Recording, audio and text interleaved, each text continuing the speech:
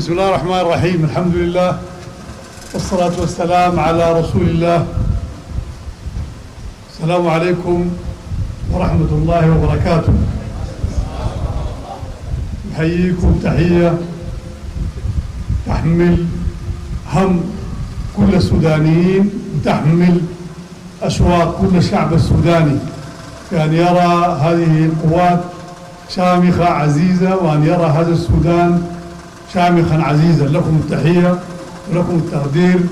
نترحم في البدء على أرواح شهداء الشعب السوداني وأرواح شهداء القوات المسلحة وكل من قدم روحه دفاعا عن هذا البلد، وكل من قدم روحه دفاعا عن ماله وعرضه وأهله.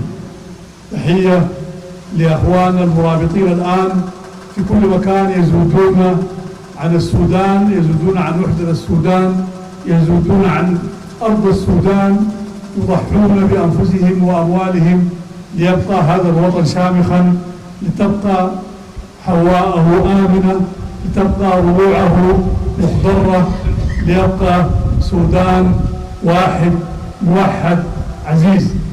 تحية لأخوانكم اللي صمدوا وصامدين صمود أسطوري يمكن ما في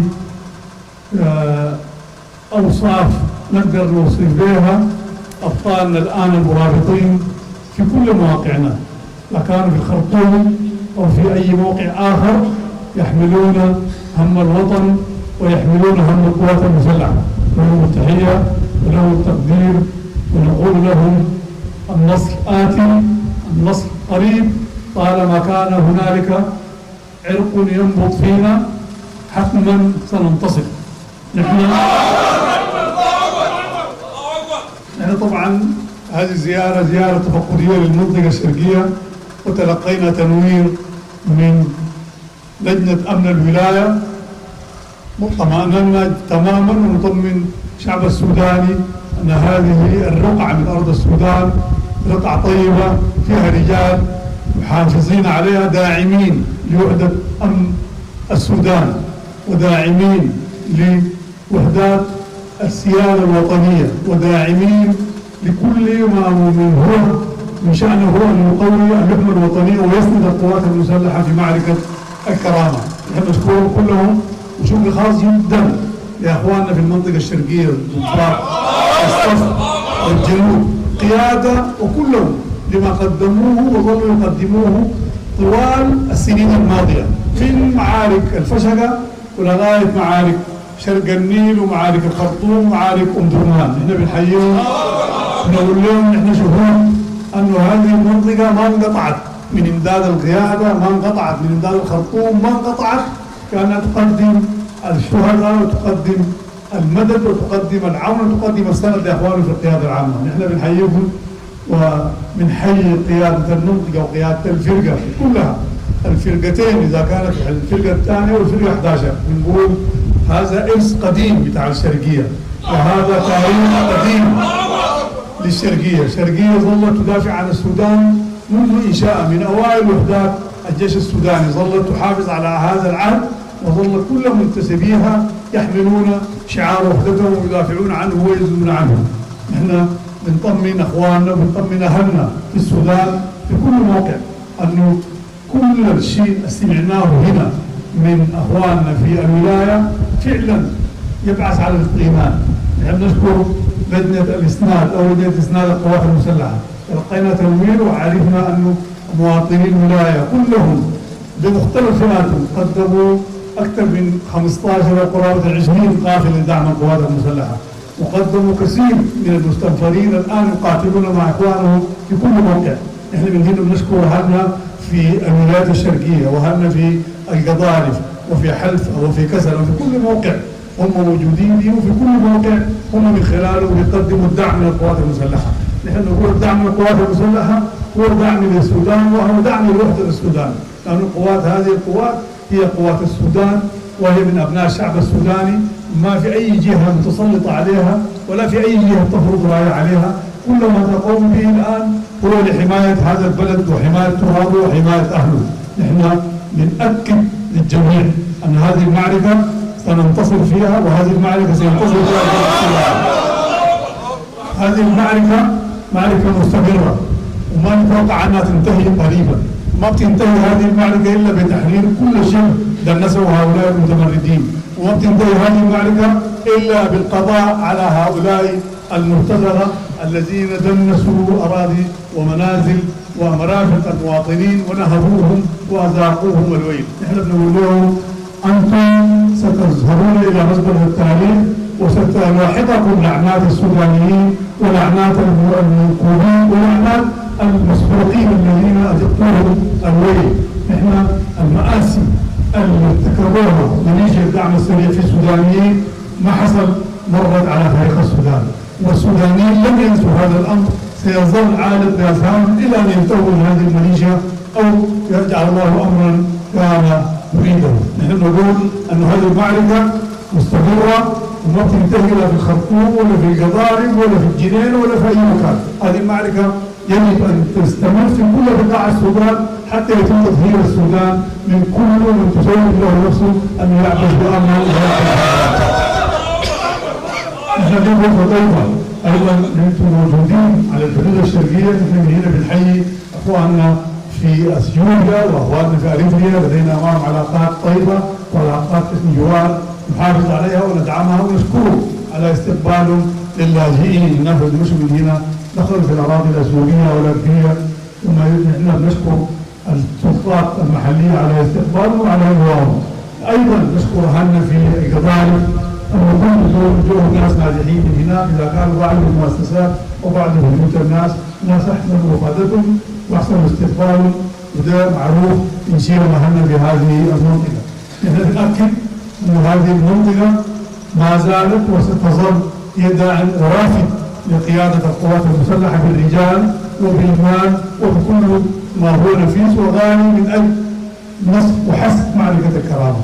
لكم التحية ولكم التقدير. نحن نقعد مع قيادة المنطقة ومع قيادة الولاية نتحسس إذا كان في أي معارض نستطيع أن نعالجها، نتحسس في وسائل وإمكانيات دعمهم للمركز ودعمهم للسودان ودعمهم في حماية منطقتهم من أن يتطالع أيدي أو يعبث بها المتمردين. كل السودانيين كلهم شهود أن أي مكان وطئته أقدام المتمردين نهبوه واقتصدوه وسلبوه ودمروه. لا نريد أن تمتد هذه الأزمة إلى أراضي السودان المختلفة. نريد أن نحسم هذا السرطان في موطنه، نريد أن نرسل لهم رسائل أن الشعب السوداني لا يرحب به، السودانيين لا يقبلون بكم بعد الآن.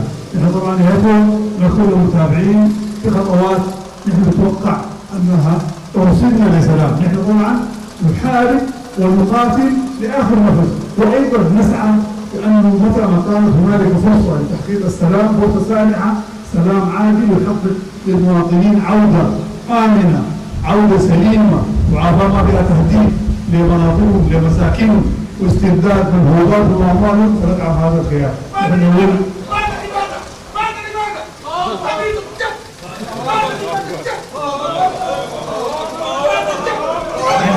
ننتهي أنه في مايو السابق وصلنا لتفاهمات جيدة بمجيب يفترض يطلع هؤلاء الخونة والخوارج والمتمردين من منازل المواطنين ويجتمعوا في معسكرات، لكن حتى الآن ما زالت لديه رواية بأنه يظلوا موجودين في مساكن المواطنين في مصلحة الدولة.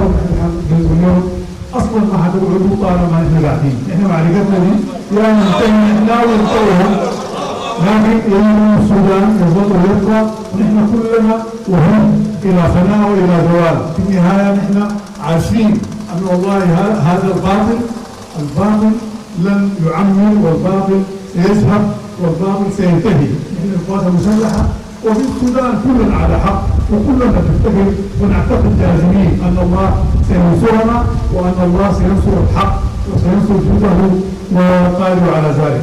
تحية لكم والتحية لأخواننا الموجودين إذا كانوا في حمدائية وبراكين في المناطق والعروض في المناطق الحدود.